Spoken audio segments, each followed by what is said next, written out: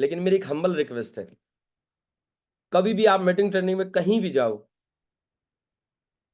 तो नदी के पास में जो पत्थर होते हैं ना, उन पत्थरों की तरह मत रहना मीटिंग ट्रेनिंग में। कि पत्थर को नदी का या समंदर का जल टच जरूर करता है, लेकिन उनका कभी मिलन नहीं हो पाता, उनसे कोई नहीं, वो थोड़ी देर में अलग हो जाते हैं। एक स्पंज जो होता है ना, पानी को जो सोख लेता है, वो बन के रहना कि जो आ गया उसी को खींच लूंगा बस। दिमाग का ढक्कन सदैव खोल के और एज ए स्टूडेंट बन के मीटिंग में अपने आप को कमांड ये मत देना कि मैं बहुत ज्यादा सीख चुका हूँ और मुझे बहुत कुछ आ गया है। यही बैठना कि अपनी जो है ना, अभी बोतल खाली पड़ी है दिमाग की, इसको भरना एक एक बात सीख के। ठीक है जी। तो मैं कलम सिंह, ट्रिपल डायमंड, आप लोगों के बीच में मौका अगर यादव जी ने दिया है तो मैं अपने 8 साल का एक छोटा सा अनुभव दूंगा। आज की एक छोटी सी जानकारी है मेरे पास, लेकिन मैं वादा करता हूं कि अगर ये जानकारी आपके पास में रही तो ये आपकी सदैव शक्ति बनेगी, सदैव हौसला बनेगी। क्योंकि फील्ड में आपका कोई साथ दे या ना दे, लेकिन आपका हौसला और आपका नॉलेज सदैव आपके साथ रहता है। मानते इस बात को? अगर आपके पास नॉलेज है, आपका हौसला है, तो कभी भी आप डरेंगे नहीं। क्यों? अगर डायरेक्ट सेलिंग के बारे में, सेल्सशॉप के बारे में, कंपनी के बारे में अगर मुझे अच्छे से पता है तो मुझे डर की जरूरत ही नहीं है। लेकिन नहीं पता है तो फिर मेरी हवाइयां उड़ेंगी, सामने वाला कुछ पूछ ना ले, मुझे इसके बारे में कुछ पता नहीं है, इसके बारे में अगर ये क्वेश्चन कर दिया तो मैं क्या जवाब दूंगा, है ना। इससे बढ़िया मैं अपनी अपलाइन को बुला लूं। लेकिन जिस समय आप संपूर्ण हो जाएंगे, कोई किसी अपलाइन का इंतजार नहीं करता। अपलाइन जब तक आएगी, जब तक 3 प्लान कर देंगे सर। बोलते हैं कि काम अगर करना है तो अपलाइन के साथ करो, और बहुत बड़ा काम करना है तो अपलाइन से सीख के एक बार लग जाओ। काम बड़ा जब होता है। बहुत सारे साथी तो अपलाइन के जाने पे ही उठते हैं, इसका मतलब उनको काम करना है बस, बहुत बड़ा काम नहीं करना है।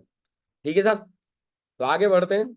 बहुत बहुत स्वागत है आप लोगों का सक्सेस सपोर्ट सिस्टम। एक ऐसा सिस्टम, दुनिया का एक अनूठा, जो दुनिया में कहीं नहीं है, जहां एक दूसरे की सपोर्ट की जाती है। अदरवाइज अगर ट्रेडिशनल मार्केट में अगर हम बात करें तो आप अपने अनुभव और अपने हार्डवर्क के आधार पर अगर कहीं सफल होने की कोशिश भी करेंगे तो कोई ना कोई आपके पैर पकड़ के खींच लेगा।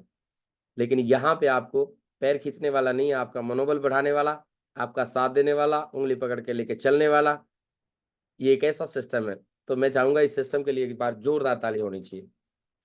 क्योंकि दुनिया में मैंने पहली बार देखा, 12 साल की मेरी भी नौकरी हो चुकी थी, मैंने पहली बार एक ऐसा माहौल देखा जहां लोग एक दूसरे की सहायता करते हैं। अदरवाइज अगर आरपीएफ में मैं था, मैंने देखा वहां थोड़ा सा अगर बढ़िया नौकरी करके आपने अच्छा एक अपनी छवि बना ली तो उसमें चुगली मार देते थे लोग। और सिस्टम, ट्रिपल एस सिस्टम बोलता है sir, we care our associate, हम अपने एसोसिएट की पूरी केयर करते हैं, बस आप बने रहें। ठीक है जी। तो आज हम एक ऐसे टॉपिक पे चर्चा करेंगे कि वो टॉपिक अगर उसका 5% भी आपने फील्ड में बता दिया तो यकीनन अपने आप को प्राउड फील करोगे, और सामने वाला भी आपको किसी और ही निगाह से देखेगा और सोचेगा भी कि यार जिस भी सिस्टम की ये जानकारी लेके आया है, उस सिस्टम में डेफिनेटली ये बहुत कुछ जानता है, और अगर बहुत कुछ जानता है तो इसके साथ जाने में कोई नुकसान नहीं है। ठीक है साहब, तो आगे बढ़े। मुझे इतना विश्वास है कि अगर आपने समझ लिया तो दुनिया को समझा देंगे आप। लेकिन अगर आप ही नहीं समझे तो फिर आप किसी को नहीं समझा पाएंगे। तो आज हम जिक्र करेंगे डायरेक्ट सेलिंग इंडस्ट्री के बारे में। हमने बहुत सुना है कि direct selling industry, direct selling industry. Direct selling industry होती क्या है, कब बनी, कैसे बनी, किस प्रारूप पे काम करती है, क्या इसका इतिहास है, और कैसे कैसे कहाँ कहाँ से निकल के और कहाँ क्या फेस करके आई है, किस तरह इसको एक्सेप्ट किया गया और किस किस तरीके से इसको पहले नेग्लेक्ट किया गया। ये सारी चीज़ों का एक छोटा सा अनुभव मैं आप लोगों को जरूर बताऊं। मैं आप सभी से हम्बल रिक्वेस्ट करूंगा कि इससे जुड़ा पॉइंट सारा नोट करके रखें, क्योंकि नोट करने से वो एजुकेशन आपके यहाँ कैद हो जाती है।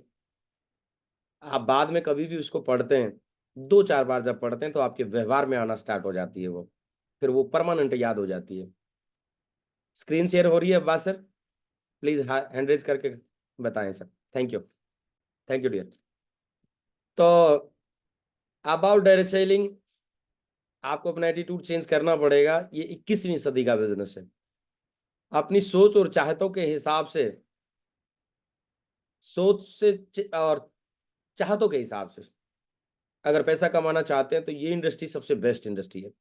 इस पॉइंट को आप फील्ड में भी बता सकते हैं और बड़े दावे के साथ कह सकते हैं कि अगर सर दुनिया की पहली इंडस्ट्री है जहां सिर्फ अपनी सोच और चाहतों के हिसाब से आप पैसा कमा सकते हैं।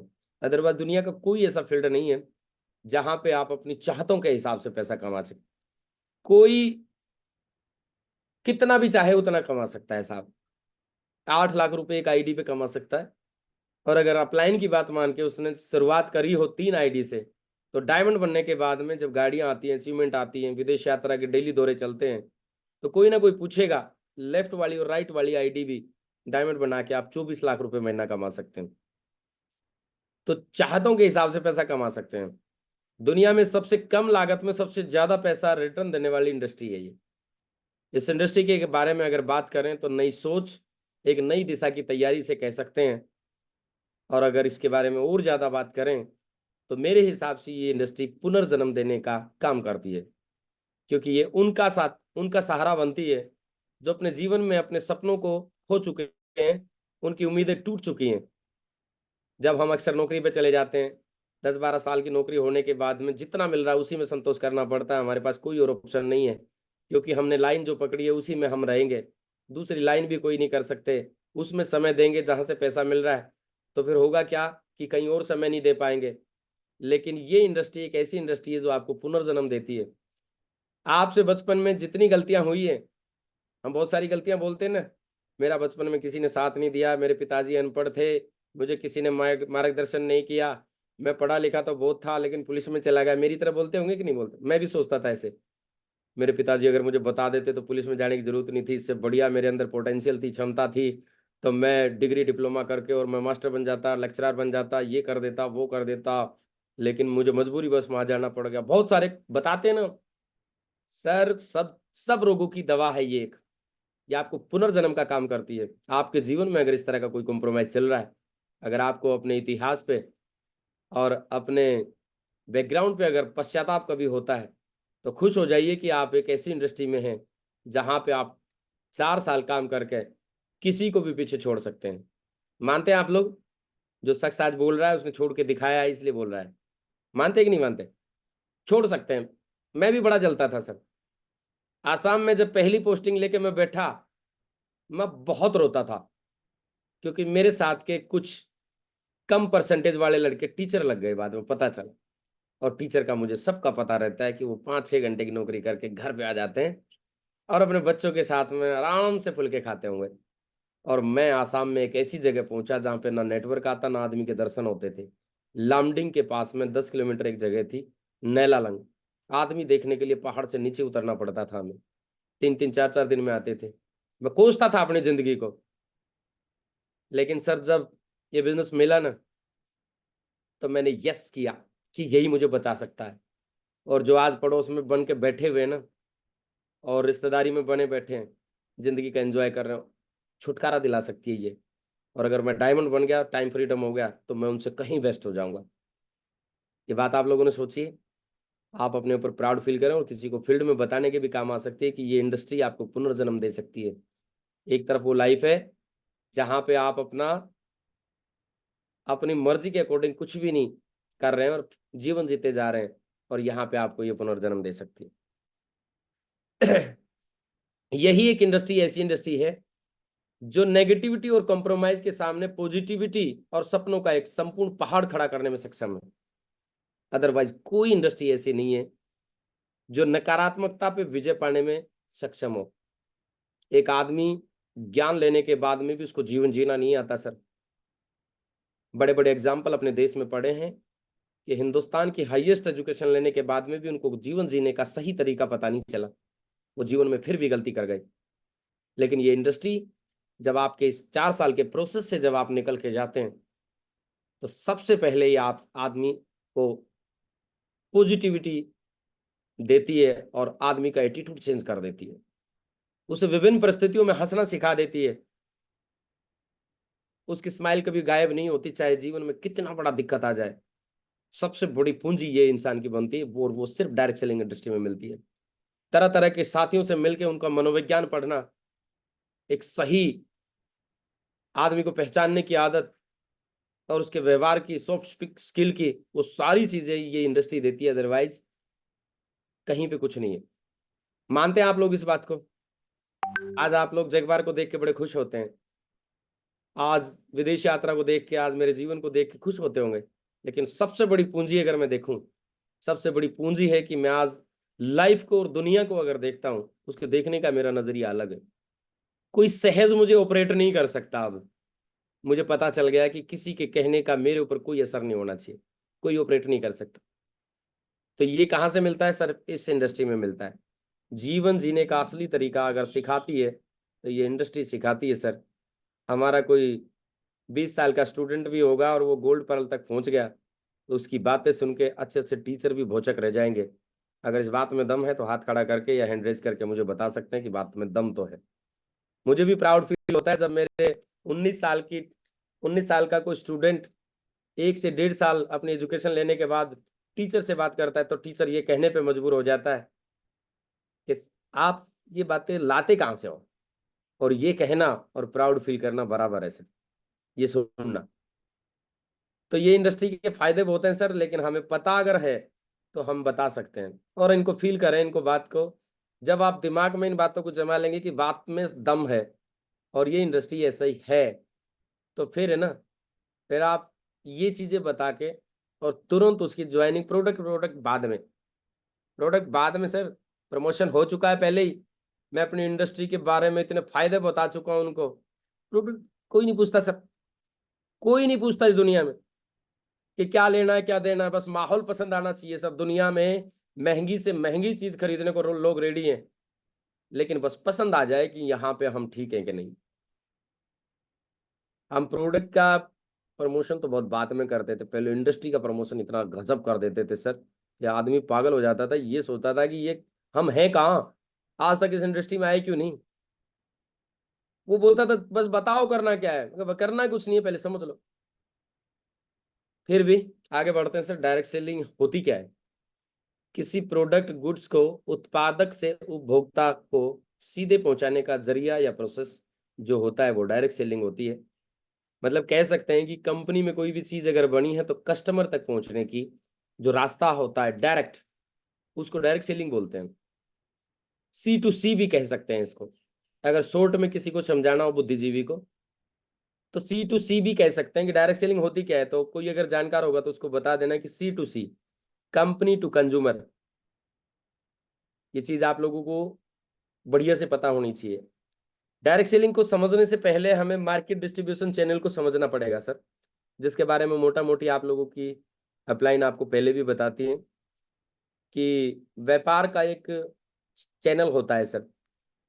Manufacturer, C&F agent, distributor, wholesaler, retailer और कंज्यूमर या कस्टमर, इसको दोनों चीजें कह सकते हैं आप। हालांकि गहराई में जाए तो इनमें दोनों में अंतर बहुत सारा होता है, लेकिन दोनों को हम एक ही तरीके से लेते हैं। कोई भी चीज अगर हमारे पास में आज तक हमने यूज की है खरीद के, तो उसका एक माध्यम होता है सर। वो कहीं भी बनी है, वहां से एजेंट के माध्यम से आगे बढ़ी है। डिस्ट्रीब्यूटर भी उसको फैक्ट्री से नहीं ले सकता, क्योंकि वहां से लाखों की संख्या में पीस लेने पड़ते हैं। वो हर व्यक्ति को विंडो खोल के नहीं रखती कि तुम भाई में 1-2 पीस दे दो। वो ऐसा कभी नहीं करती। वो बोलती है मेरे साथ हिसाब कर, लाख रुपए का या 10,000 पीस कम से कम ऑर्डर करता है तो मेरी तेरी बात हो रही है, तब तो मैं आपके लिए चाय कॉफी मंगवाऊं। नहीं तो मेरे पास इतना टाइम नहीं है कि मैं यहाँ लाइन लगा के और ग्राहक की लाइन बना दूं, दुकान खोल दूं। वो सिर्फ एजेंट से बात करती है कंपनी। कोई भी मैन्युफैक्चरर कंपनी होती है, चाहे वो शर्ट की है, पैंट की है, लेदर की है, या वो कोई भी सामान हम यूज करते हैं, वो एजेंट से बात करती है। कितनी संख्या में चाहिए आपको? 1 लाख चाहिए? 10,000 चाहिए? तो वो एजेंट फिर वहां से इतनी बड़ी संख्या में माल लेके डिस्ट्रीब्यूटर को देता है। उसके हर जगह अपने डिस्ट्रीब्यूटर सेट करता है। माना 10,000 पीस उसने वहां से लिए एजेंट ने मैन्युफैक्चरर से, तो वो कम से कम 10 अपने डिस्ट्रीब्यूटर रखेगा और 1-1 हजार पीस उनको देगा। डिस्ट्रीब्यूटर भी अपने पास नहीं रखता, वो होलसेलर होते हैं उसके। हर डिस्ट्रीब्यूटर के 10-10 होलसेलर होते हैं, उनको दे के आएगा वो, 100-100 पीस दे के आएगा उनको। और वो होलसेलर जो है दुकानदार को दे आते हैं सर, जो रिटेलर होते हैं। और रिटेलर जो है उस चीज को लेके हम जैसों को देता है कस्टमर को। ये एक माध्यम होता है, इसको बोलते हैं मार्केट डिस्ट्रीब्यूशन चैनल। और इस चैनल में एक देखने वाली बात ये है सर कि कोई भी चीज अगर आप मार्केट में हमें 100 रुपए की मिली है तो वो मैन्युफैक्चर जो हुई है उसकी कॉस्ट जो आई है उसकी 35 रुपए आई है। 65% पैसा ये जो बीच का माध्यम है इसमें बढ़ते हैं, एजेंट, डिस्ट्रीब्यूटर, होलसेलर और रिटेलर, इनमें बढ़ता है। और सबसे इंपॉर्टेंट बात नोट करने वाली हम डायरेक्ट सेलर के लिए ये है कि ये जो 65% पैसा जिसका हम जिक्र कर रहे हैं, ये पैसा कुछ चुनिंदा घरों में परमानेंट पीढ़ी दर पीढ़ी जा रहा था। ये हमें समझना है कैसे जाता था।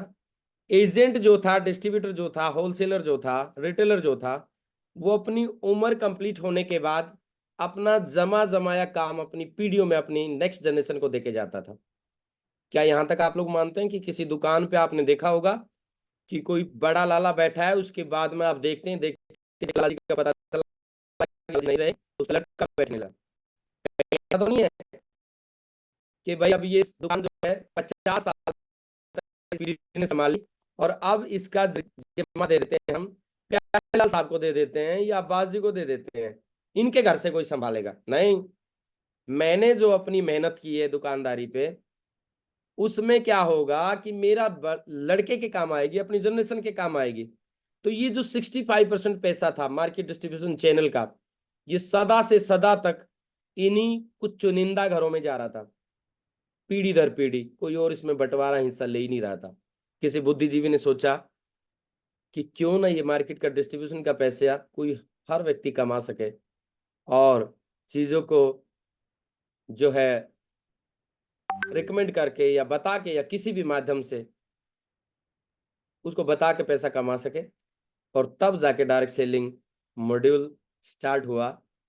और ये जो डायरेक्ट सेलिंग की कंपनियां होती हैं, जिनमें हमारी नंबर 1 कंपनी सेफसो भी आती है, ये हमारे एजेंट, डिस्ट्रीब्यूटर, होलसेलर और रिटेलर के नाम की एक मात्रा बैठ जाती है और मैन्युफैक्चर से सामान लेके और 65% पैसा अपने पास बचा के रखती है और आगे आपको मौका देती है पैसा कमाने का, नेटवर्क बनाने का, कि आप अपनी टीम बनाइए और टीम बना के और आप पैसा कमा सकते हैं। जितना समय आपके पास में उसको प्रोडक्टिव अगर बनाना चाहते हैं, आप जीवन में कुछ करना चाहते हैं, तो अपने काम को करते करते इसको सीख के आप अपने समय का यूज करके आप अपना बहुत बड़ा नेटवर्क बना सकते हैं। ये मौका डायरेक्ट सेलिंग कंपनी ने दिया। सामान तो हम पहले भी खरीदते थे साहब, लेकिन इस ट्रेडिशनल में मार्केट मॉड्यूल में कभी भी हमें मार्केट में अपना नेटवर्क बनाने का मौका नहीं मिलता था। जो बहुत सारे साथी इसको चेन बनाने का बिजनेस बोलते हैं। सर अगर देखें, अगर आप ग्राफ बना के किसी को दिखाएं तो चेन तो बहुत लंबी है, शुरुआत से लेके हर चीज की है, राशन की भी है, मसाले की भी है, मोबाइल की भी है, कपड़ों की भी है। जो भी चीज यूज करते हैं वो चेन के माध्यम में खड़े होने के बाद हमें मिलती है। अगर हम इसे चेन समझते हैं तो इस चेन में होना हमारा बहुत जरूरी है, क्योंकि ये चैन जिसके पास में है वही चैन से रह रहा है। और जो सिर्फ इस कड़ी का लास्ट हिस्सा बन के कंज्यूमर के या कस्टमर के रूप में रहता है, सबने तो अपना मुनाफा कमा लिया, उस चीज को यूज मैं कर रहा हूं। लेकिन ये एक ऐसी अपॉर्चुनिटी है जो आपको कस्टमर होते हुए चीज को यूज करने का मौका देती है, रिकमेंड करने का मौका देती है, आप नेटवर्क बनाने का मौका देती है। और आज के समय में जो लोग बोलते थे कि चैन बनाने वाला धंधा है ना, उसको नेटवर्क का रूप दिया है। Your network is your net worth. आज के समय में जिसका जितना बड़ा नेटवर्क उतनी बड़ा पैसा कमाता है वो।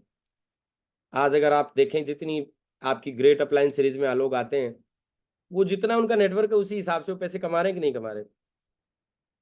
तो आप भी नेटवर्क बनाने का मौका ये अगर दिया है डायरेक्ट सेलिंग इंडस्ट्री ने, तो हम इस मौके को गवाए नहीं, टीम बनाएं और वो पुराने शब्दों को छोड़ दें कि ये चेन बनाने का बिजनेस है, जबकि चेन को समझे कि चेन जरूरी कितनी है। ठीक है साहब, समझ सकते हैं। तो ये माउथ टू माउथ पब्लिसिटी करके आप अपना नेटवर्क क्रिएट कर सकते हैं, जो पहले भी करते थे। चीजों के बारे में बताना तो हम पहले से भी हमारा स्वभाव रहा है, आप बताएं किसी को फील्ड में, अगर किसी के सामने बैठ के बताएं, जब वो बोलें कि मेरे लेवल का काम नहीं है और मैं नहीं कर सकता, मैं किसी को जानकारी नहीं दे सकता, मैं माफी चाहूंगा सर। आपको बीच में एक बात के लिए रोक रहा हूं, अगर बुरा ना मानो तो। जानकारी देने में तो हम पहले से ही सक्षम हैं, देते भी हैं। जाने अनजाने में कितनी जानकारी हम लोगों को देते हैं। कितने लोगों को हमने मिठाई की दुकान के बारे में बताया, कितने लोगों को हमने मेडिकल की सुविधा के बारे में बताया, कितने लोगों को हमने तरह तरह की सुविधाओं से अवगत कराया, और उन सुविधाओं को अवगत कराने से लोगों ने उनका यूज किया और हमें कुछ नहीं मिला। जाने अग्रवाल की मिठाई की दुकान हमने कितने लोगों को बताई कि वहां से ले लेना, अग्रवाल साहब ने कभी भी चाय के लिए हमें नहीं पूछा। किस किस साथियों को ये बात का पक्का पता है कि मैंने कितनी दुकानों का प्रमोट किया है। डॉक्टर को कोई भी आपसे पूछता है कि मुझे ये इस टाइप का डॉक्टर चाहिए, आप तुरंत बोलेंगे वहां चले जाइए, जैन साहब के पास चले जाइए, उसके पास चले जाइए, वो बढ़िया डॉक्टर है। क्या कर रहे हैं आप? पब्लिसिटी कर रहे हैं उसकी। आप मूवी भी देख के आते हैं तो 10 जगह उसका गाना गाते हैं, कितनी बढ़िया मूवी है, देख के आना। क्या कर रहे हैं हम? जानकारी देने में, किसी की पब्लिसिटी करने में हम पहले से ही माहिर हैं। लेकिन कुछ चुनिंदा लोग पब्लिसिटी और नॉलेज का पहले से भी फायदा उठाते आ रहे हैं। इतिहास में नजर गड़ा के देखना, अपने पिताजी और दादाजी से बात करना, नॉलेज का पैसा पहले भी कुछ लोग लेते थे, जिनको पहले दूसरे रूप से जाना जाता था। आपने देखा होगा, हम बिलोंग करते हैं देहात से ज्यादा। आपने देखा होगा कोई आपके आसपास ऐसा व्यक्ति जरूर मिलेगा जिसको सभी घरों का, और सभी घरों में क्या क्या संसाधन है सबका पता रहता है उसको। किसके घर में काली गाय है, किसके घर में सफेद गाय है, उस गाय की क्या खासियत है, वो सब का रखेगा। वो दूध कितना देती है, उसमें क्या क्या क्वालिटी है। और वो आदमी, कभी बाहर से कोई व्यापारी आता है तो उनको रास्ता दिखाता है कि मैं दिखाऊंगा तुम्हें, सीधा लेके चलूंगा अब्बास सर के घर पे खड़ी है घोड़ी, उस घोड़ी को मैं दिखाऊंगा, तुम्हें लेनी है तो। और अब्बास सर से भी पैसे लेता था और उससे भी लेता था। अब्बास सर से भले ही ना ले, लेकिन अब्बास सर के ऊपर एहसान जमा के जाएगा कि मैंने तेरा सेल करवा दी, और आगे चाय चाय तैयार रखना, लेकिन सामने वाली पार्टी से पैसे लेता था। तो चीजों को रिकमेंड करके, नॉलेज को रिकमेंड करके बहुत लोगों ने पहले भी पैसा कमाया है। आप ये अपने दिमाग को भी समझाएं और फील्ड में लोगों को भी समझाएं, तो इस इंडस्ट्री पे बिलीव करते हैं लोग। यहाँ पे मौका नहीं था, और यहाँ इंडस्ट्री ये हमें मौका देती है कि हम जो फंसे हुए लोग हैं, जो अपने काम में जा चुके हैं, किसी लाइन में, पर्टिकुलर लाइन में जा चुके हैं, तो ऐसा मौका देता है कि कभी चाय पानी पे अगर मौका मिला, कभी मुलाकात हुई, तो आप माउथ टू माउथ पब्लिसिटी करके आप अपना नेटवर्क बढ़ा सकते हैं। और इसीलिए इसको बोला जाता है कि रेफरल मार्केट भी इसको दिया है, एमएलएम नाम दिया। और एमएलएम कैसे पड़ा वो भी आगे हम जिक्र करेंगे। ठीक है जी। तो ऐसे ही लोग रिकमेंड करके, यूजर रिकमेंड करके और पैसा कमा रहे हैं। जो रिकमेंडेशन हम पहले भी करते थे, जो चीज हमने यूज की है उसके बारे में बताते हुए हम कतई नहीं कतराते, चाहे हमसे कोई पूछ भी नहीं रहा है। कई बार ऐसा होता है, मैंने भी बहुत दिन अप डाउन किया है 4:30 वाली में, पानीपत से दिल्ली। तो वहां पे लोग है ना, बातें चलती रहती हैं, कोई किसी को जानता तक नहीं है, लेकिन बीच में बोल पड़ता है, आप इसके बारे में सही नहीं जानते, मैं बताता हूं इसके बारे में। लोग बहस करने को रेडी हो जाते हैं जब किसी चीज का अगर उसको नॉलेज है तो। मैंने इस चीज को यूज किया, ये इतनी बढ़िया, आप करके देखो। तो चलता है सर। कभी घूम के आना सर, कभी कैसी ऐसी ट्रेन में 2-4 बार सफर जरूर करना, बड़ा नॉलेज मिलता है लोगों को, पढ़ने का बड़ा मजा आता है वहां पे।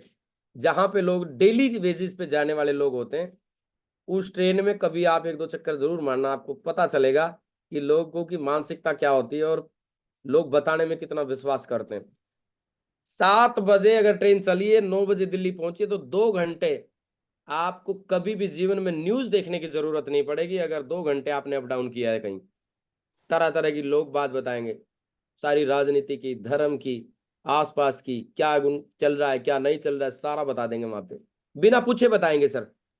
तो उसी चीज को बताने में फिर हम बोलते हैं कि नहीं, मैं बता नहीं सकता। तो डायरेक्ट सेलिंग के बारे में अब हम थोड़ा सा जानते हैं, और हमने मार्केट डिस्ट्रीब्यूशन चैनल को भी समझा। अभी मुझे पूरा भरोसा है कि मेरे सभी साथियों के समझ में आ गया होगा कि हम डायरेक्ट सेलिंग पैसा कहाँ से देती है ना। समझा भी सकते हैं किसी को, कैसे इसका मॉड्यूल बना, है ना। चलो जी, थैंक यू। राकेश सेन जी तो बिल्कुल सैल्यूट कर रहे हैं सर, मेरा भी सैल्यूट है आपको। तो डायरेक्ट सेलिंग का शुरुआत कहाँ से हुई, इसके बारे में हम थोड़ा बात करेंगे। अभी क्या है कि हम इंडिया में हैं, हमारे पास तो सबसे लेट कोई भी चीज कंसेप्ट आता है तो वो सबसे लेट ही पहुंचता है। जानते हैं आप लोग, लेट ही पहुंचता है। तो डायरेक्ट सेलिंग की शुरुआत अमेरिका से हुई थी सर, सन 1886 में इसकी शुरुआत हो चुकी है डायरेक्ट सेलिंग की। हालांकि मार्केट जो मॉड्यूल आया इसका, एमएलएम जो बेस मॉड्यूल आया, डायरेक्ट सेलिंग और एमएलएम में हल्का सा पॉइंट भर अंतर है, मैं कवर करने की कोशिश करूंगा आप लोगों के नॉलेज के लिए, तो उसको कवर करने आप भी उसको रिकवर करने की कोशिश करना। 1886 में डायरेक्ट सेलिंग चालू हुई थी और 1940 में मार्केटिंग मॉड्यूल इसका आया एमएलएम। कहां से स्टार्टिंग हुई थी? अमेरिका से। आवोन कंपनी की शुरुआत सबसे पहले हुई थी और उसकी स्थापना की थी डेविड मैकनल ने। दुनिया का पहला व्यक्ति ऐसा है जो डायरेक्ट सेलिंग के बारे में थोड़ा सा उसने दिमाग लगाया कि चीजों को डायरेक्ट भी बेचा जा सकता है, मुनाफा ज्यादा कमाया जा सकता है। डेविड मैकनल ने एवोन नाम की पहली कंपनी काम करना स्टार्ट किया और उस कंपनी को देख के बहुत सारे लोगों ने इस चीज को अच्छा समझा और वो डायरेक्ट सेल करने लगे। लेकिन यहाँ तक सिर्फ डायरेक्ट सेल होती थी, एमएलएम बेस नहीं होती थी। एमएलएम एक दूसरी चीज है कि जब हम कोई चीज यूज करते हैं, किसी को बताते हैं, अगले वाला अगले को बताता है, तो उसको मल्टी लेवल बोलते हैं, मल्टी लेवल मार्केटिंग। तो जब तक सिर्फ डायरेक्ट सेल होती थी कि जहां पे चीज बनी है वहां से खरीद के लाके वो देते रहते थे। उसके बाद उस कंपनी को देख के, एवन कंपनी को देख के बहुत सारी कंपनियों ने इस तरह पे काम करना स्टार्ट किया धीरे धीरे। उसके बाद में क्या हुआ कि जो डेविड मैकनल थे वो शुरुआत में किताबें बेचते थे, उन्होंने किताबें बेचते बेचते फिर परफ्यूम भी बेचना स्टार्ट कर दिया और अपनी कंपनी का नाम बदला, कैलिफोर्निया परफ्यूम के नाम से उसने वो नाम बदल दिया एवोन का। हालांकि वो बाद में नाम बदल के वापस फिर एवोन कर दिया, इतिहास जब मैंने पढ़ा इसका। तो बहुत सारे साथी ये बोलते हैं कि किसी कंपनी का नाम क्यों बदल गया। समय और वक्त के हिसाब से जैसे जैसे प्रोडक्ट की एंट्री हुई उसके हिसाब से अगर नाम बदल लिया जाए तो कोई गुनाह नहीं है। लोगों को भी नाम बदलते आपने देखा होगा, कई फील्ड में ये क्वेश्चन आ जाता है ना, अरे आपकी कंपनी ने तो नाम बदला है। अरे नाम तो दुनिया ने बदला है सर, आप इतिहास में झांक के देखो, आप भी देखो, आज लोग अपना पर्सनल नाम भी बदल रहे हैं सर। तो नाम बदलने से कुछ नहीं होता, जब नाम बदलने वाले को दिक्कत नहीं, जो नाम बदलने की अथॉरिटी देता है उसको दिक्कत नहीं, तो तुम्हें क्या दिक्कत है। तो सर एवोन कंपनी ने भी बदला और वो फिर बाद में बदल के हालांकि उसने एवोन ही रख दिया। तो इस तरह से यहाँ से शुरुआत हुई और इनसे प्रेरित होके जो है बहुत सारी कंपनी आई। अब बात करते हैं हम कि डायरेक्ट सेलिंग एमएलएम में कन्वर्ट कैसे हुई। उसमें सबसे बड़ा रोल अगर होता है तो डॉक्टर कॉल रेनबर्ग का होता है। डॉक्टर कोल रेनबर्ग, इसके बारे में थोड़ा सा जानते हैं, ये भी अमेरिका से थे। 1915 से 1927 तक ये चाइना में रहे। चाइना में रहे किसी प्रोफेशन के कारण, और चाइना में इन्होंने एक चीज देखी कंपेयरली अमेरिका के। चाइना में लोग अपनी सेहत को लेकर बड़े जागरूक रहते हैं, तरह तरह के प्रोडक्ट यूज करते हैं, प्रोटीन विटामिन अच्छी अच्छी सेहत के पोषक तत्वों का यूज करते हैं, और हमारे यहाँ थोड़ा कम यूज होता है। तो उसने इसी चीज को देखते हुए 1935 में कैलिफोर्निया प्रोटीन के नाम से, सॉरी विटामिन, कैलिफोर्निया विटामिन के नाम से एक कंपनी खोली जिसमें पोषक तत्वों से युक्त बहुत सारे प्रोडक्ट उसने बनाए और लोगों ने बड़ा रिस्पॉन्स दिया सर। और वो कंपनी भी डायरेक्ट सेल पे उतरी। और फिर एक दिन बैठे बैठे उसने अपने बिजनेस को ग्रोथ देने के लिए उसके दिमाग में एक बात आई कि क्यों ना जो ग्राहक हमारे हैं डायरेक्ट सेलिंग, उनको ही अगर हम डायरेक्ट सेलर बना दें, उनको पावर दे दें कि आप जो चीज यूज कर रहे हैं इतने दिनों से उसको यूज करते करते पड़ोसी को अगर बताएंगे तो आपको बेनिफिट देंगे। तो वहां से मल्टी लेवल मार्केटिंग का उत्थान हुआ और कोल रेहनबर्ग, डॉक्टर कोल रेहनबर्ग ने इस कंसेप्ट को जन्म दिया। और जब तक मल्टी नहीं था, सिर्फ लेवल मार्केटिंग हुई थी और लेवल तय हुए थे सिर्फ दो, कि आप किसी और को बताएंगे, वो किसी और को बताएगा, वहीं तक सीमित रहेगा, उसके बाद आगे नेटवर्क नहीं बना सकते। यानी दो लोगों को बता सकते हैं आप। मल्टी नहीं हुआ था कि वो उसको बताए, वो उसको बताए और वो उसको बताए, जितने भी बताते जाएंगे वो आपके नेटवर्क में क्रिएट नहीं होंगे। तो जब तक दो ही लेवल थे। तो सर यहां से ऐसे ऐसे डायरेक्ट सेलिंग जो है एमएलएम में कन्वर्ट हो गई, रेफरल भी नाम इसको मिला। और आप लोगों को पता चल ही गया होगा कि इन चीजों को देखते हुए फिर अमेरिका सरकार ने DSA, WFDA, world federation direct selling association को भी मान्यता दे दी। फिर जितनी भी कंपनियां थी वो अपने अधिकार के लिए लड़ने के लिए उन्होंने एसोसिएशन भी बनाई। अब बात करते हैं सर डायरेक्ट सेलिंग इंडिया में कैसे आई। अब आप लोगों को पता है कि वर्ल्ड में जितने भी देश हैं सबकी निगाह इंडिया पे रहती है, क्योंकि इंडिया की पॉपुलेशन सबसे ज्यादा है ना। चाइना के बाद सेकंड नंबर पे हमारी आती है वर्ल्ड में। हमारी इंडिया को मार्केट के रूप से जाना जाता है, ये सबसे बड़ी मार्केट है। तो बहुत सारे विदेशी जो है यहाँ पे आए। सबसे पहली कंपनी 1996 में आई थी, जो स्वीडन की कंपनी थी, व्यापार करने के लिए और डायरेक्ट सेलिंग का कंसेप्ट लेके इंडिया में आई। लेकिन इंडिया वालों ने, आप जानते हैं क्या बोले, अच्छा ये चैन बनाने का बिजनेस है, तुम्हारा नहीं चलेगा अंग्रेजों, तुम तो पहले ही वैसे मक्कार हो हमारे लिए, तुम्हारी बात तो हम वैसे भी नहीं मानेंगे। तो वो गायब होगी बेचारी। स्वीडन की पहली कंपनी थी, 1996 में आई थी। उसके ठीक 2 साल बाद अमेरिका की एक कंपनी आई जिसको अमेरिका के नाम से जानते हैं।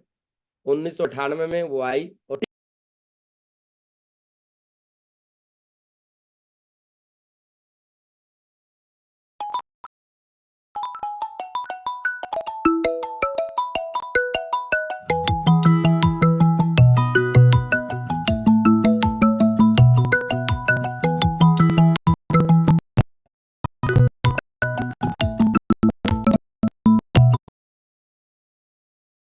होते हैं, लीडर नहीं होते, है ना। इसी समय आए होते हैं इंडिया के लोग, कोई करके दिखा दे फिर तो कर देंगे हम, लेकिन लीड नहीं कर पाएंगे, पहले नंबर करने के नहीं ठानेंगे हम। तो किसी ने बोला कि भाई 1987 में, सॉरी 67 में, 1967 में वर्ल्ड लेवल पे एटीएम आ गया।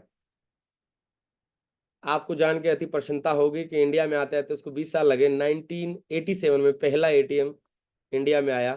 किसी ने मजाक में पूछा कि भाई आप जो है 20 साल से इंडिया वाले क्या सोच रहे थे, 20 साल क्यों लेट हो गए, इतना बढ़िया कंसेप्ट था एटीएम, बैंक में जाने का झंझट खत्म, जेब में पैसा चोरी का डर खत्म, जितना निकाल लो उतना यूज करो, जितना यूज का जरूरत है उतना निकाल लो। तो बोला यार हम तो 20 साल से ये देख रहे थे प्लास्टिक से पैसा कैसे आएगा। इस चीज को समझने की जरूरत है कि इंडिया थोड़ा सा बाद में चलती है, तो उसको एमवे ने थोड़ा सा यहाँ पे टिक के काम किया और उसने बताया कि हम डायरेक्ट सेलिंग से पैसा कमा सकते हैं, पार्ट टाइम अपने समय को यूज करके प्रोडक्टिव बन सकते हैं। इंडिया में पार्ट टाइम की कोई वैल्यू नहीं होती, हमारे पास टाइम ही टाइम है। पार्ट टाइम को यूटिलाइज करने की प्रथा हमारे यहाँ है ही नहीं। लेकिन मैं आप लोगों को बता दूं, कभी फील्ड में आपको बताना पड़ जाए और अपने दिमाग के लिए, यूरोप में पार्ट टाइम को यूटिलाइज करना बचपन से सिखाया जाता है। वहां पे जितने स्टूडेंट हैं होते हैं ना, इसलिए नहीं कि उनके माँ बाप सक्षम नहीं है, इसलिए कि ये जिम्मेदारी लेगा, सीखेगा, पैसे का लेन देन करेगा तो जिम्मेदारी आएगी, तो इसकी स्किल बढ़ेगी। इसलिए स्टूडेंट लेवल से 2 घंटे पार्ट टाइम काम करने का वहां पे एक प्रावधान है। आप किसी स्टोर पे, किसी मेडिकल स्टोर पे, या फिर आप पेट्रोल पंप पे, या इस तरह की जहां पे 2-2 घंटे की जॉब स्टूडेंट करते मिलेंगे और अपनी पढ़ाई का खर्च उठाते मिलेंगे। लेकिन जितने स्टूडेंट आज मीटिंग में हैं उनको मैं बता दूं कि हम बहुत पीछे हैं। यहाँ बापू का भंडारा जिंदाबाद रहता है, बापू की छाती पे मूंग दलेंगे जब तक मेरी नौकरी वोकरी नहीं लग जाएगी हम नहीं कमाएंगे। अभी देख नहीं रहा, मैं किताब लेके पढ़ रहा हूं मैं भी। सर यूरोप का कभी हाल जानने की कोशिश करना माय डियर, जितनी भी यंग जनरेशन है, पार्ट टाइम पैसा कमाते हैं और पढ़ते भी हैं और हमसे ज्यादा इंटेलिजेंट होते हैं। पार्ट टाइम यूटिलाइजेशन करना हम तो करते ही नहीं है। हमारी तो 10,000 की नौकरी लग गई तो फिर 2 पैसे कमाने की सोचेंगे नहीं। मैं तो रुचि से आया हूं, क्या मैं सत्य बोल रहा हूँ सर? कोई बुरा तो नहीं मान रहा इस बात पे? मैं तो जैसा फील कर रहा हूं वैसे मैंने बताया। तो 138 साल लग गए, 138 साल पीछे हो गए। और प्रारूप की अगर बात करें तो 84 साल पीछे हैं, और अभी भी इंडिया में ये बोला जा रहा है ये बेवकूफ बनाने का धंधा है सर, काम चलते नहीं है। वो मेरा पड़ोसी मना कर रहा था, मैं ज्वाइन तो हो गया आपके कहने से, लेकिन ये मेरा पड़ोसी मना कर रहा था सर।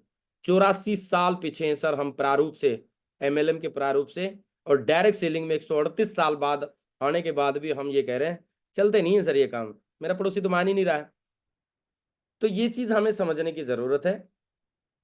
और 1998 में जब वो कंपनी आई, तो सर सबसे बड़े प्राउड की बात के बाद हिंदुस्तान की भी एक कंपनी ने जन्म लिया। मैं सैल्यूट करता हूँ अपने डायरेक्टर को।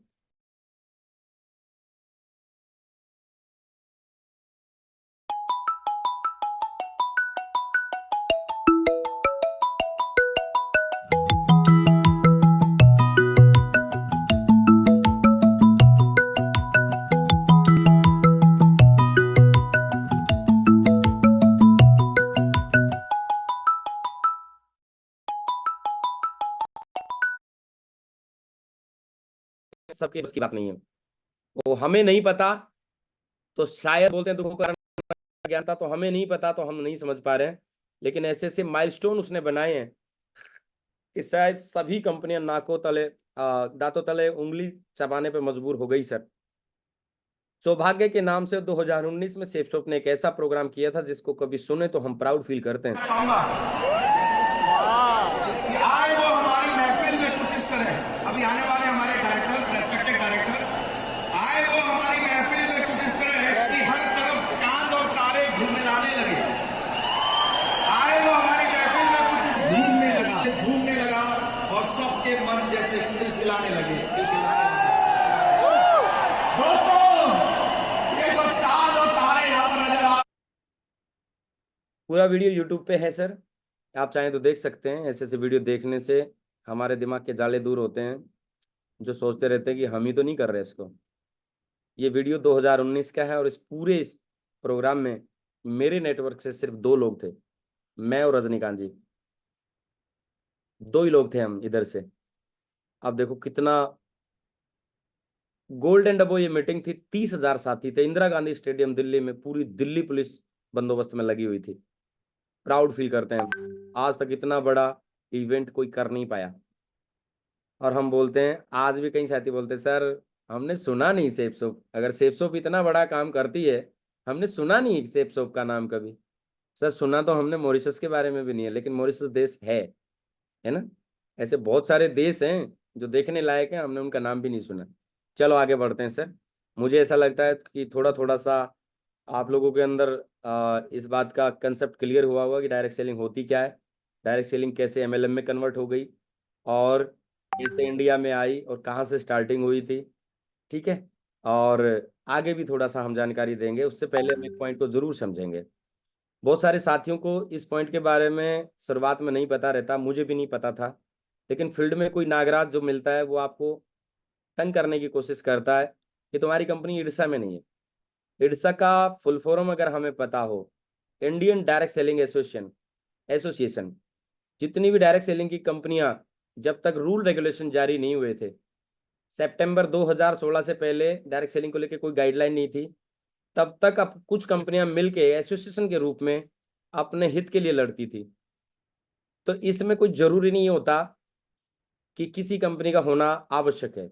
आप छाती ठोक के मेरे बिहाफ पे या इस तथ्य के आधार पे कह सकते हैं, कोई भी अगर आपको बोले, मुझे दबा लिया था एक बार किसी ने जब मैं नया था, कि तुम्हारी कंपनी इडसा में नहीं है, देखो इडसा में ये कंपनी है, तुम्हारी तो नहीं है। अब मुझे नहीं पता था, मैं आंख नीची करके आ गया, लेकिन बाद में गया सर मैं नॉलेज लेके उसके पास। तो आप भी कह सकते हैं कि इंडियन डायरेक्ट सेलिंग एसोसिएशन, जिसको इडसा बोलते हैं, इसमें किसी कंपनी के होने ना होने से कोई फर्क नहीं पड़ता। ठीक है जी, क्योंकि ये गैर सरकारी संस्था है, ये अपने हक के लिए लड़ती है, ये हमें नॉलेज होना चाहिए। आप बता भी सकते हैं उसको, किसी भी कंपनी की लीगलिटी मेरे और आपके कहने से गलत या सही नहीं हो सकती। उसको गलत और सही डिसाइड करती है हमारी एमसीए की जो वेबसाइट है www.mca.gov.in, जो एक सरकारी वेबसाइट है, जो एमसीए डिपार्टमेंट के अधीन है, मिनिस्ट्री और कारपोरेट अफेयर्स, जहाँ पे किसी भी कंपनी को लीगलिटी चेक की जा सकती है। और वहाँ पे अगर किसी कंपनी की लीगलिटी अगर सही है, तो हम और आप कोई नहीं होते किसी कंपनी के भी बारे में राय रखने वाले। ठीक है जी। तो इस तरह से आपको ये 2-4 बातों का नॉलेज होना चाहिए। डायरेक्ट सेलिंग के बारे में आगे बढ़ते हैं कि डायरेक्ट सेलिंग अगर इतनी बढ़िया इंडस्ट्री आप बता रहे हैं, तो फिर ये बदनाम क्यों हुई? तो आप तो जानते हैं साहब, स्कीम और स्कैम। इंडिया में एक प्रवृत्ति है कि असल से पहले नकल आ जाती है। आप लोगों ने देखा होगा, एडिडास एक कंपनी है, एडिडास की नकल आपको मार्केटों में मिल जाएगी, एबीडास के रूप में और एडीबास के रूप में, ताने थोड़े थोड़े से नाम बदल के। हालांकि अब इस रूल को खत्म किया जा रहा है कि मिलती जुलती कोई कंपनी खोल नहीं सकेगा, मैंने कहीं पे पढ़ा था, लेकिन अभी तक ऐसा है। अगर कोई एडिडास कंपनी है और मैं एबीडास कंपनी का ट्रेडमार्क अगर लेना चाहता हूं तो मुझे मिल जाएगा, और मैं उसके साथ खिलवाड़ कर सकता हूं। उस कंपनी ने जिसने नाम बनाया, आपने देखा होगा बिस्लरी की पानी की बोतल है, बिस्लरी का प्रारूप आप देखोगे कितने मिल जाएंगे आपको, बिलसेरी, और ई को हटा के आगे पीछे करके, आर को थोड़ा इधर उधर करके, बिलसेरी, बिस्लेरी, अलग अलग ब्रांड मिल जाएंगे आपको। वो क्या है उस चीज को समझो आप। तो सेम हमारी डायरेक्ट सेलिंग इंडस्ट्री कोई अछूती नहीं है, इसके साथ में भी ऐसा हुआ। इसी की तर्ज पे मनी सर्कुलेशन कंपनियों ने बहुत ने एंटर किया, और उनमें जो लालची लोग थे वो उसमें गए, उन्होंने वहां पैसा लगाया, 6 महीने में डबल कर देंगे, 1 साल में इतना मिल जाएगा, बम्पर ऑफर है, ये है, 4 को ज्वाइन करो, इतना कमाओ, वो करो, ये करो, देखना पैसा 6 महीने में। ये उन्होंने पैसा खूब कमाया, कुछ लोगों को दिया भी, और बाद में उनका कंसेप्ट रहता है भागने का। जो विदाउट प्रोडक्ट बेस्ड कंपनी होती है ना, जो मनी सर्कुलेशन पे काम करती हैं, सिर्फ पैसे का लेन देन करती हैं बस, वो कंपनियां चली गई, और उनको लोग डायरेक्ट सेलिंग कंपनियों के नाम से ही जानते हैं। उनको ये नहीं पता कि ये डायरेक्ट सेलिंग की कंपनियां नहीं है, और जुड़ते हुए देखते नहीं है, फिर बाद में करते हैं, हल्ला करते हैं जब लूट जाते हैं। दूसरा एक कारण है sir, unsuccessful and monkey leader.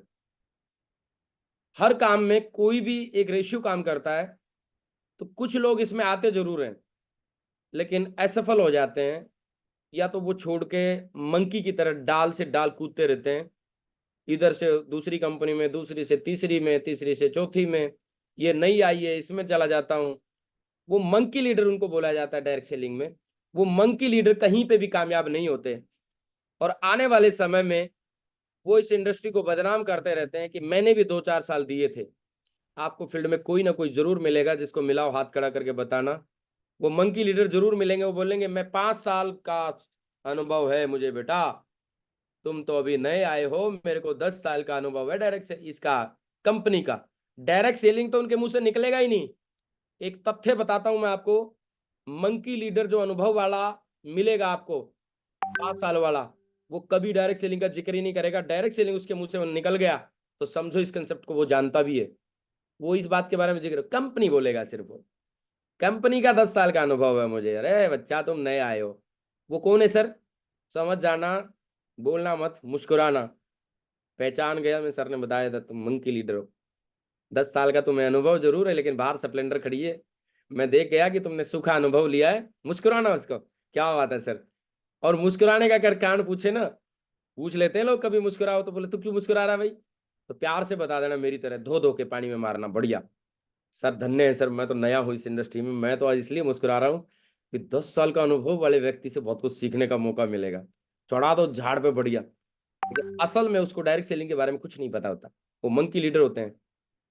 और आप अंदर से सोचना और इस तथ्य को अभी स्वीकार करना, क्या 10 साल के अनुभव के साथ में ये बताया नहीं जाता कि डायरेक्ट सेलिंग में 10 साल में आप वो अचीव कर सकते हैं जो अपनी पूरी लाइफ में कोई अचीव नहीं करता। आज मुझे डायरेक्ट सेलिंग इंडस्ट्री में 8 साल हुए हैं। आज अगर मैं देखूं तो मैंने जीवन में एक बहुत बड़ी उपलब्धि ली है। मेरे घर पे 2 गाड़ियां खड़ी है सर, एक गाड़ी 16 लाख की है और एक 92 लाख की है, जबकि मेरा बैकग्राउंड इस बात को अलाउ नहीं करता कि मेरे घर पे अल्टो भी आ जाए। और आज मैं 19 बार विदेश यात्रा टूर अचीव कर चुका हूं। आज मैं अपनी सरकारी जॉब को छोड़ चुका हूं। आज मेरे जीवन में कोई कॉम्प्रोमाइज नहीं है, मात्र 8 साल में। और जब आपको मिले कोई 10 साल का, कोई 7 साल का, कोई 8 साल का, तो समझ जाना क्या कलम सिंह के इक्वल ये है। अगर है तो मैं इसको सल्यूट करता हूं। और वो आपको कभी भी इस इंडस्ट्री के बारे में गलत बोल ही नहीं सकता। वो बोलेगा my dear, direct selling industry चाहे कंपनी आप किसी भी में भी कर रहे हो, लेकिन दिल लगा के मेहनत करना, इसका भविष्य बड़ा उज्जवल है। लेकिन अगर उसने जानता ही नहीं है तो बोलेगा अरे किसी किसी का होता है, तुम्हें माइक लेके बोलना आता है, जो बोल सकते हैं उन्हीं का होता है। जबकि उनको पता नहीं है कि बोलने वाला जो आज माइक पे बोल रहा है, पहले दिन कुछ भी नहीं जानता भी नहीं था। तो इस तरह से इसकी छवि खराब की है सर कुछ कंपनियों ने। और अनसक्सेसफुल लीडर जो बिजनेस में सफल होना नहीं चाहते थे, जिनकी प्रायोरिटी कुछ और थी, जो बिजनेस में आ तो जरूर गए थे लेकिन कभी अपलाइन के कहने से मीटिंग ट्रेनिंग में नहीं आए, कभी ईमानदारी से समय नहीं दिया, सीखा नहीं, और यहां से अपनी गलती ना निकालते हुए कंपनी की गलती निकाल दी, और कंपनी की गलती निकाल के और दूसरी कंपनी में, तीसरी में, चौथी में, पांचवी में, और बागी हो गई इस इंडस्ट्री के लिए। और फिर बाद में ये मल्टीप्लाई करने लगे अपने विचारों को, लोगों को बता के और किसी का भी जीवन खराब करने लगे कि इसमें कुछ होता नहीं है। इस तरह से इनकी छवि खराब हुई। डायरेक्ट सेलिंग गाइडलाइन सितंबर 2016 एमसीए, जिसका जिक्र मैंने किया था, मिनिस्ट्री ऑफ कारपोरेट अफेयर्स में भारत सरकार ने इस इंडस्ट्री को एक इंडस्ट्री का रूप दिया है, लीगल स्टेटस इसको दिया है, और इसके लिए एक मंत्रालय भी बना दिया। आप लोगों को पता होना चाहिए इसके बारे में। जब आपको कोई बोले तो उसको बोलना प्यार से, माय डियर, किसी चीज के बारे में मैं और आप राय कैसी भी रखें, हमारे और आपके कहने से वो कंपनी अच्छी, बुरी या घटिया नहीं हो सकती। लेकिन डायरेक्ट सेलिंग का जो मंत्रालय है ना, वो एमसीए जो डिपार्टमेंट है, वो किसी कंपनी की लीगलिटी को बताता है, तो वो मायने रखता है। तो इसको एक लीगल स्टेटस दिया है सर। हमें जान के अति प्रसन्नता होनी चाहिए कि भारत सरकार ने इसे सबसे बड़ी आशाओं के साथ देखा है। उन्होंने बोला है कि बहुत सारी इंडस्ट्री आई हैं पहले भी, जिन्होंने भारत की अर्थव्यवस्था में बेरोजगारी को मिटाने में बड़ा योगदान दिया है, कंट्रीब्यूट किया है, लेकिन ये इंडस्ट्री इतना बड़ा काम करके दिखाएगी। हमें उम्मीद है कि भारत की अगर बेरोजगारी खत्म कर सकती है तो ये इंडस्ट्री कर सकती है, ऐसा मानना भारत सरकार का है। तो आपको ये बात पता होनी चाहिए और फील्ड में बताने के काम में आएगी, और आज हो भी रहा है ऐसा सर। मेरी टीम में ऐसे असंख्य स्टूडेंट ऐसे हैं जो नौकरी का फार्म तक नहीं भरते, और 3-3 बार विदेश यात्रा टूर अचीव कर चुके हैं सर। और मैं खुद ऐसा हूं कि अपनी छोड़ के बैठा हूं। मैं 70,000 रुपये भारत सरकार से लेता था, और एक नया रिक्रूट अगर होता है मेरे डिपार्टमेंट में जिसमें मैं था, तो 22,000 से स्टार्टिंग होती है। तो 22×3 = 66। तीन तीन साथियों को पेमेंट देने के लायक तो मैं भारत सरकार को करके आ गया हूं, मैं छोड़ के आ गया उसको। तो उस पैसे को वो 3 नए रिक्रूट कर सकती है। तो मैंने बेरोजगारी हटाने में थोड़ा सा योगदान दिया कि नहीं दिया? 5-7 लोगों को अपनी टीम में भी सक्षम बना दिया, और आगे आने वाले समय में और भी ज्यादा होंगे। दूसरी बात, 70,000 रुपये में लेता था भारत सरकार से, और बड़े प्राउड के साथ कह सकता हूं कि अब लाखों रुपए की जीएसटी पर मंथ में भारत सरकार को देता हूं। तो उस जीएसटी से भी किसी ना किसी की तनख्वाह जाती होगी। तो भारत सरकार का जो मानना है वो बिल्कुल राइट है। ये आंकड़ा है, डायरेक्ट सेलिंग के बारे में बोला गया है कि अभी ये इंडस्ट्री 12,500 करोड़ की है, लेकिन 2025 आते आते 64,500 करोड़ की इंडस्ट्री हो जाएगी। देखने वाली बात यह है, 64,500 करोड़ रुपए की इंडस्ट्री होने के बाद हमारा भी उसमें कुछ हिस्सा रहेगा। अगर हम बने रहे, सीखते रहे, आगे बढ़ते रहे, तो हमारा हिस्सा पर पक्का रहेगा उसमें, लेकिन वो होगी। भारत सरकार की गाइडलाइन और उम्मीदों को बात देखते हुए हमें एक पॉइंट और भी याद रखना, जिसका जिक्र मैंने पहले याद बोला था। अभी 13 यूनिवर्सिटी ऐसी हैं जो डायरेक्ट सेलिंग का डिग्री और डिप्लोमा करा रही हैं। इसका मतलब आने वाले समय में बहुत सारे साथी इसको डिग्री और डिप्लोमा लेके करेंगे, तो भारत सरकार उनको मंजूरी दे रही है और लीगल स्टेटस दिया है, तभी तो वो कर रही हैं। आप नहीं करेंगे तो आपके बच्चे 5-7 साल में जो जवान होने के लायक है वो बोलेंगे, पिताजी ट्रेंड चल रहा है डायरेक्ट सेलिंग का, मैं उसमें डिग्री और डिप्लोमा करूंगा और मुझे 2 लाख रुपए चाहिए।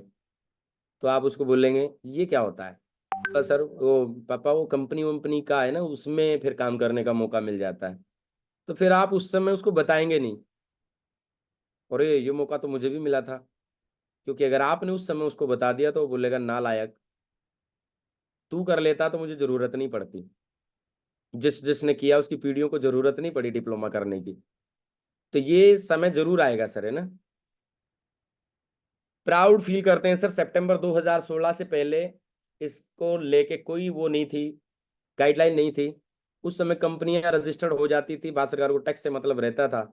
लेकिन जब हल्ला मचा और डायरेक्ट सेलिंग की पावर को भारत सरकार ने समझा, तो इन्होंने गाइडलाइन बनाई और उन्होंने हर कंपनी को एक लेटर लिखा, कितनी भी कंपनी है, विज्ञापन में भी दिया कि जो भी कंपनी जिस तरह पे काम करती है, क्या प्रोडक्ट है, क्या पे आउट है, क्या आपका काम करने का लहजा है, वो सारा रिकॉर्ड हमें चाहिए। नहीं तो फिर अपने आप को इलीगल समझें अपने आप को। तो बड़े प्राउड की बात यह है, सितंबर 2016 में जब इस तरह का प्रचलन चालू हुआ तो हमारी कंपनी पहले नंबर पे भारत सरकार के विज्ञापन को जवाब देने वाली पहली कंपनी बनी थी। उन्होंने लिखा था कि हम सेफ शॉप ऐसे ऐसे काम करते हैं। तो ये हमारे लिए प्राउड की बात है सर। और 2016 में ये मास्टर डाटा एलएलपी डाटा खोल के कोई दिखाने का प्रावधान नहीं था, एमसीए की कोई गाइडलाइन नहीं थी, लीगल स्टेटस मिला नहीं था, एमसीए की साइट पे हम खोल के दिखा नहीं सकते थे, ये लेटर लेके हम इसको घूमते रहते थे। देखो हमारी संस्था के नाम के पीछे मोहर लगी हुई है। यकीन मानना हमने ऐसे दिन देखे हैं सर, जब कोई कंपनी ज्यादा बस सिर्फ ये बताते थे कंपनी एक्ट 1956 के तहत हमारी कंपनी रजिस्टर्ड है, हमारे पास कोई लीगल चीज होती नहीं थी, बस एक उम्मीद थी कि हमारी कंपनी कोई गलत काम नहीं कर रही है, सामान खरीदवा रही है, बस इतना कर रही है और करते रहते थे। 2016 में जब इस इंडस्ट्री को पूर्ण रूप मिला तो जान में जान आई, और सर तब जाके हम आगे एज ए करियर इसको करने का फैसला लिया। लास्ट एक पॉइंट जिसका वादा मैंने किया था शुरुआत में कि वो क्यों आपके पास में आएंगे, जो नए डिग्री और डिप्लोमा करने साथी गए हुए हैं वो क्यों आपके पास में आएंगे, क्योंकि मैंने एक सिलेबस पढ़ा उनका, उसमें एक फॉर्मूला है सर, आप इसको नोट कर सकते हैं। कभी कोई बुद्धिजीवी 10 साल का, 5 साल का, 9 साल के अनुभव को वाला अगर मिले तो उसको अगर आपने इसको कंसेप्ट को क्लियर करा दिया या किसी और नए साथी को भी करवा दिया, सामने डायरी पे बैठ के करवा दिया, तो मैं गारंटी देता हूं कि आपकी एक बेहतर छवि उसके दिमाग में तुरंत जाएगी कि यार जानता बहुत कुछ है। ये फॉर्मूला जरूर नोट कर लेना। लास्ट स्लाइड है, उसके बाद हम अपनी बात को विराम देंगे। डायरेक्ट सेलिंग के बारे में कभी भी किसी को अगर बोलना पड़ जाए या फिर कहीं कई बार ऐसा भी होता है कि आपका हरासमेंट करने के लिए तरह तरह के क्वेश्चन आपसे पूछे जाते हैं, तो उनसे हरासमेंट नहीं, आपको पता होना चाहिए, आज बहुत सारी बातें भी पता चल गई है।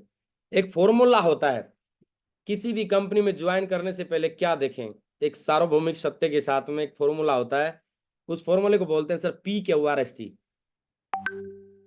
PQRST किसी भी कंपनी में ज्वाइन होने से पहले मोटा मोटी ये चीजें PQRST के रूप में देखना होता है। P मतलब वहां के पीपल, फिलोसफी और प्रोडक्ट, ये तीन चीज P से रिलेट करती हैं। जैसे बुद्धिजीवी को अगर बताना पड़ जाए तो आप बता सकते हैं सर कंपनियां तो बहुत सारी हैं, आती भी रहती है जाती भी रहती है, किसी भी कंपनी में ज्वाइन होने से पहले ये चीजें जरूर देखना होती है। वहां के लोग कैसे हैं, लोगों का कल्चर कैसा है, लोगों का विजन कैसा है, खाली प्रॉफिट की बात तो नहीं करते, क्या लोगों को एक दूसरे का सपोर्ट और इंटरनल चेंज करते हैं, या किसी की सिखलाई का भी विशेष ध्यान रखते हैं, उनकी फिलोसफी क्या है, खाली पैसा कमाना तो नहीं है, पैसे के साथ तो नहीं जुड़े हैं, क्या वो आपके सफलता के साथ इमोशनल अटैचमेंट रखते हैं या टीम वर्क की भावना रखते हैं, या वहां के प्रोडक्ट ऐसे तो नहीं है कि बोतल में पानी बंद करके दे रखा है और रेट इतना लगा हुआ है, इफेक्टिव नॉन इफेक्टिव तो नहीं है। तीन चीजें P से रिलेट करती हैं, पीपल, फिलोसफी और प्रोडक्ट। क्यू क्यू का मतलब होता है क्वालिफाइड मैनेजमेंट। किसी भी कंपनी का क्वालिफाइड मैनेजमेंट देखना बहुत जरूरी है, कहीं ऐसा ना हो कि आज तो कंपनी चल रही है लेकिन अगर वेल क्वालिफाइड और वेल विजनरी अगर उसका मैनेजमेंट नहीं है, डायरेक्टर उसके अच्छे नहीं है, आने वाले समय में जिसको एज ए कैरियर आप समय देके बहुत आत्मिकता से समय आपने लगाया, जो आपकी अपलाइन बोलती रहती है कि फोकस करो, फोकस करो, प्रायोरिटी रखो, कुछ दिन त्याग करो, क्या पता त्याग करने के बाद में हम अगर वेल क्वालिफाइड मैनेजमेंट नहीं हुआ और किसी कारण से कंपनी में दरार आ गई, तो कहीं ऐसा तो नहीं है कि हमारा उस समय खराब हो जाएगा। तो किसी कंपनी में ज्वाइन होने से पहले वहां का क्वालिफाइड मैनेजमेंट भी देखना पड़ता है।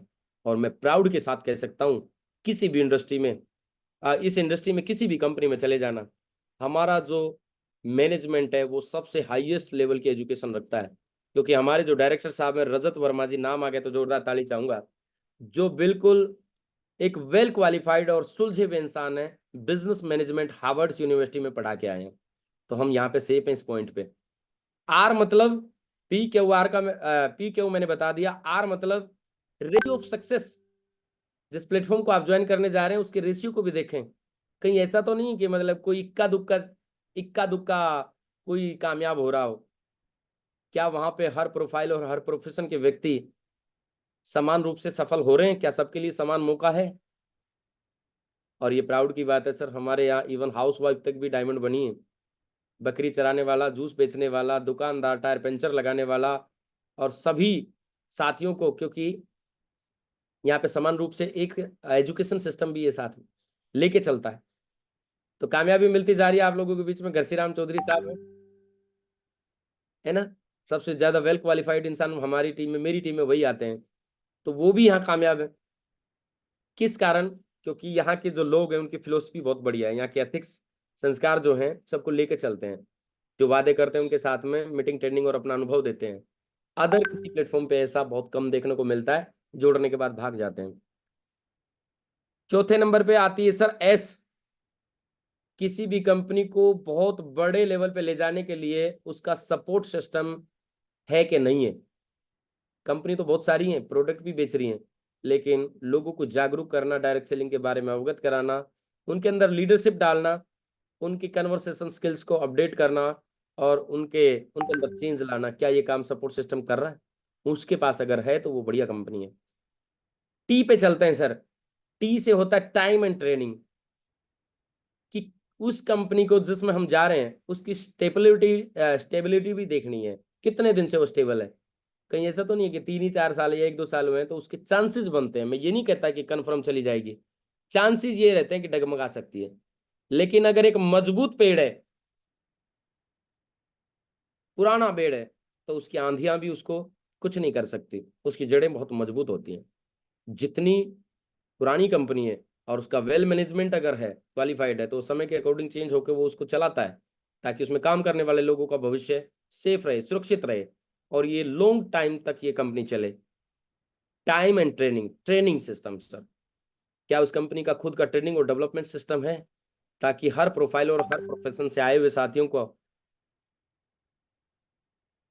उनका मानसिक लेवल अप किया जा सके?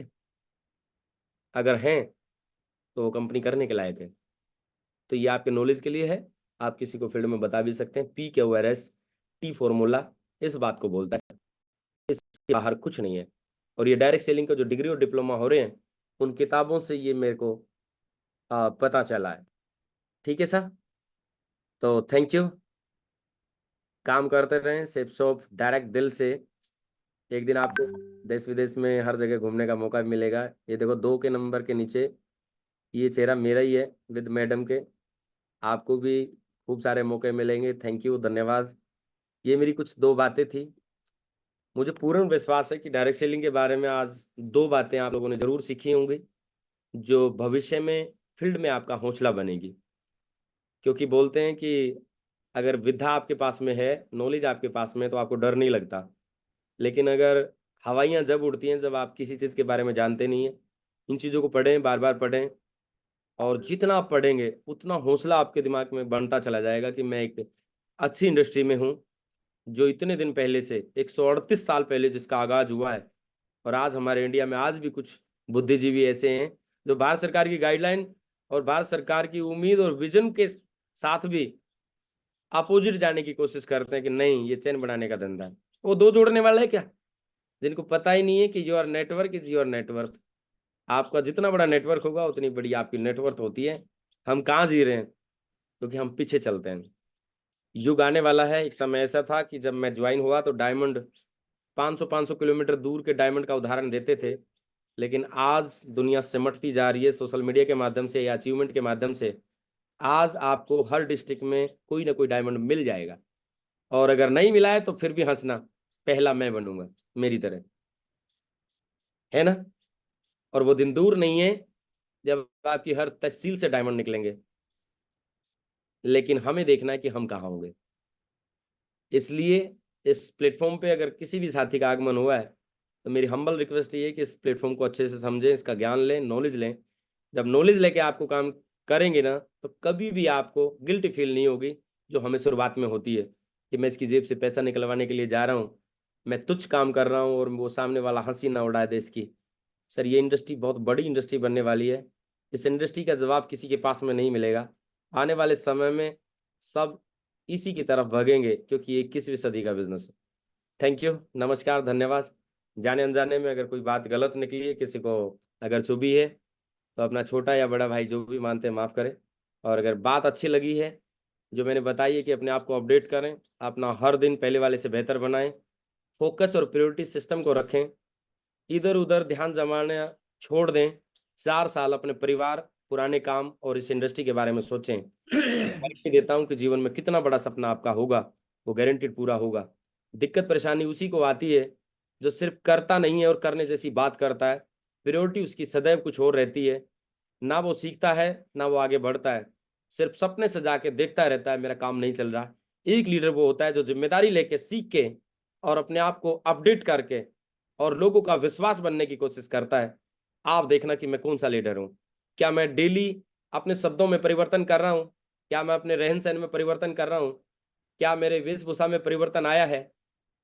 क्या मैंने अपने नॉलेज को परिवर्तन किया है?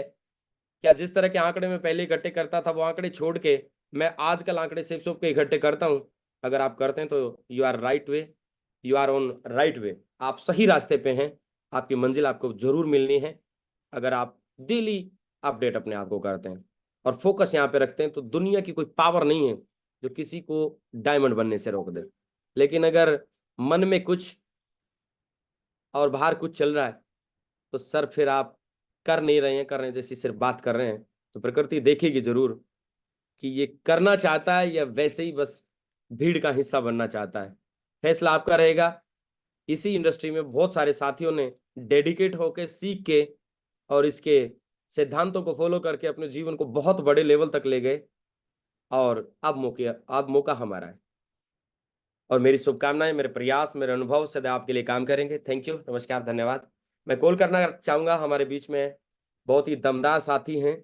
बड़े प्राउड के साथ कह सकता हूँ कि अपलाइन बहुत सारी होती हैं, जब इस बिज़नेस में बहुत सारे लोग आते हैं, लेकिन एक अच्छी अपलाइन के साथ में बिज़नेस करने का मौका मिल जाए तो बोला जाता है कि एक अच्छा इंसान अपने आभा मंडल से, अपने आवरण से बहुत लोगों का जीवन प्रकाश में करता है। और उसमें अपने कृष्ण यादव जी बहुत ही ग्रेट लीडरशिप के साथ हम्बल, विनम्र और जितनी भी ग्रेट मेंटरशिप यहाँ की है, चाहे दिनेश जी हैं और अपने कमलेश मैम जी हैं और अपने जगदीश साहब हैं, सारे हम्बल हैं। तो इनके साथ काम करने में मुझे पूरा भरोसा है कि आपको मज़ा आ रहा होगा, है ना? क्योंकि कुछ चीज़ें किस्मत से मिलती है ना, माँ बाप और अपलाइन रिश्ते ये किस्मत से मिलते हैं और हमें उनको मेंटेन करना पड़ता है ना? मेंटेन करना पड़ता है, उन्हीं में पॉजिटिव देखना पड़ता है। तो बहुत बहुत बधाई कृष्ण यादव जी, सबसे फास्ट अपने लेवल पे बीजिंग संघई का टारगेट अचीव करने पे। माय डियर, प्राउड फील होता है ऐसे। और आप यूं ही आगे बढ़ते रहें, ऐसे ही अपनी टीम के लिए भागते रहें। आज जो चीज़ें आपके पास आ रही हैं वो बोलते हैं, चाहे वो मेरी आ रही है या आपकी आ रही है, वो टीम की वजह से आ रही है। टीम के प्रति अपना ग्रेटिट्यूड बढ़िया लगा के और इनके लिए मेहनत करें। जो विश्वास पे हमारे आए उनके लिए विश्वास के लिए भागें और यकीनन बहुत बढ़िया आपके साथ में काम होगा। तो जोरदार तालियां कृष्ण यादव जी के लिए। भाई चीन का जो चाइना का सबसे बड़ा टारगेट इस बार था वो सर ने अचीव किया है।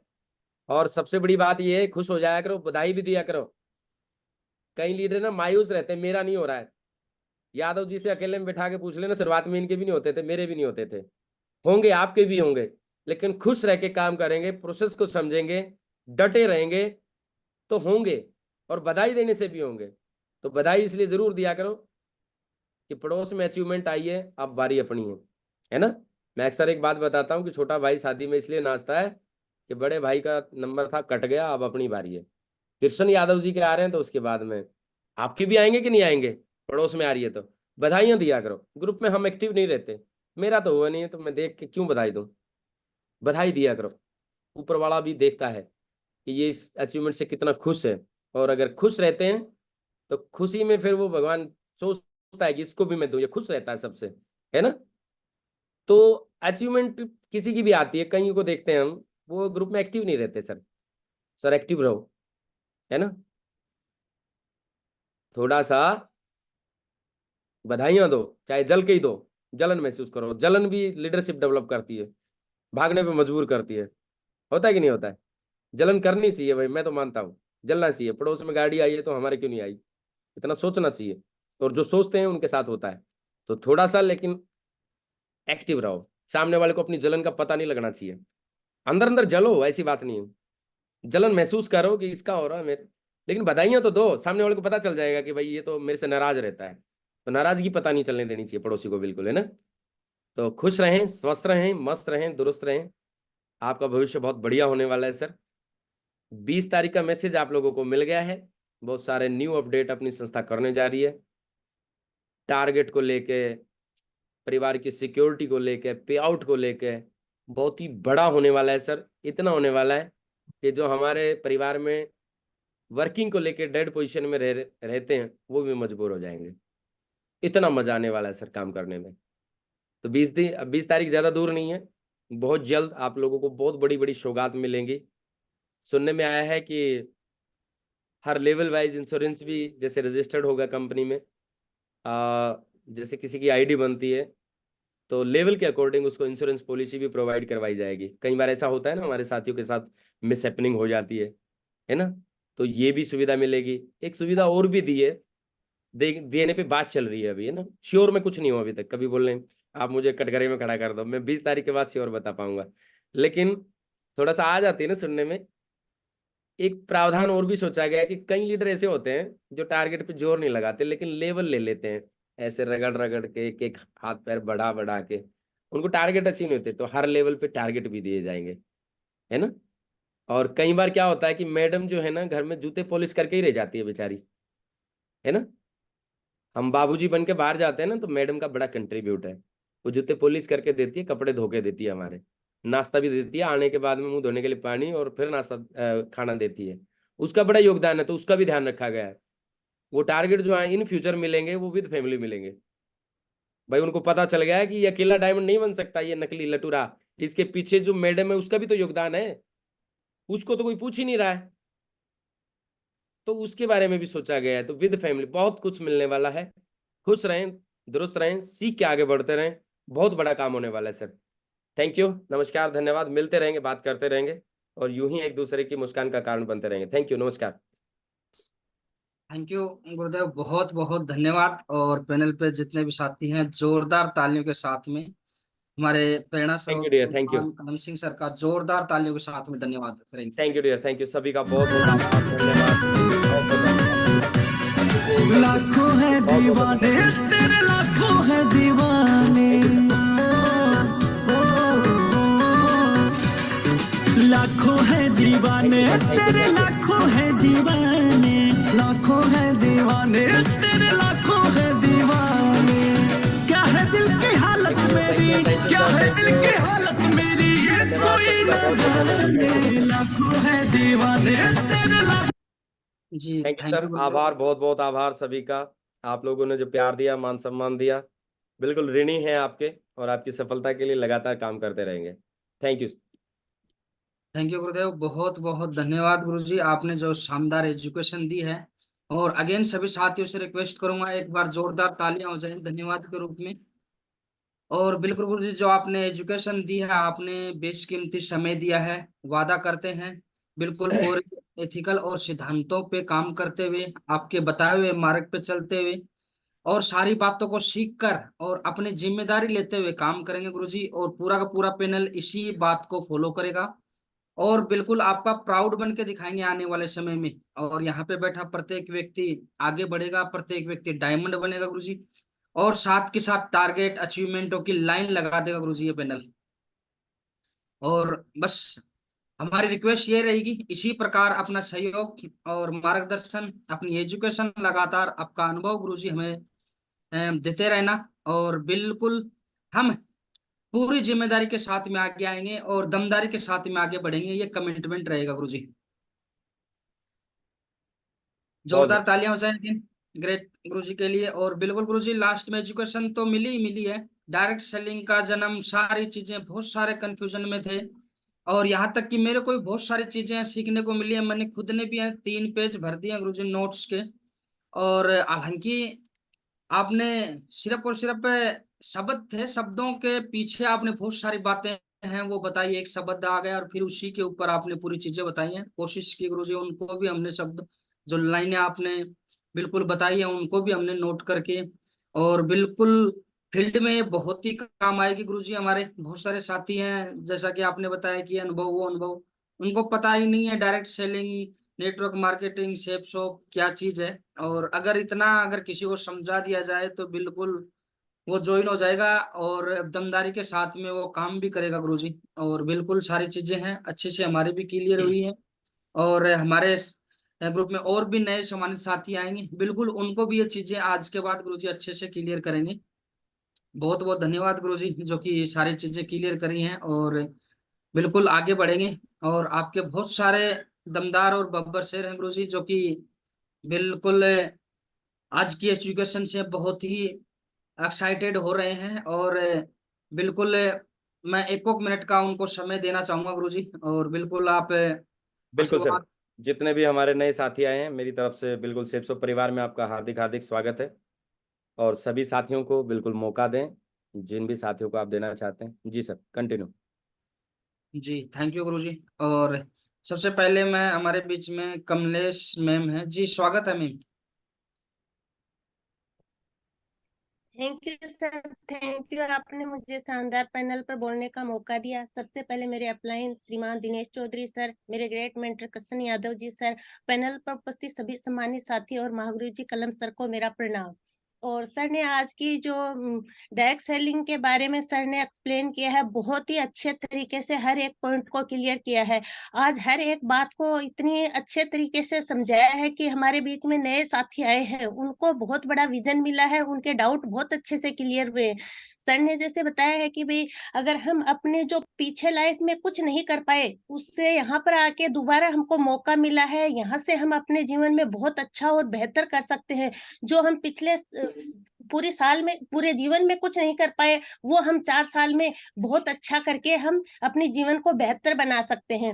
और भी सर ने मार्केट का मॉड्यूल बताया है, जैसे हमें किस तरीके से मार्केट में पैसा बट रहा था बिचौलियों के बीच, उनको साइड करके हमारी सेप्सो संस्था हर एक व्यक्ति कस्टमर को कमा के खाने का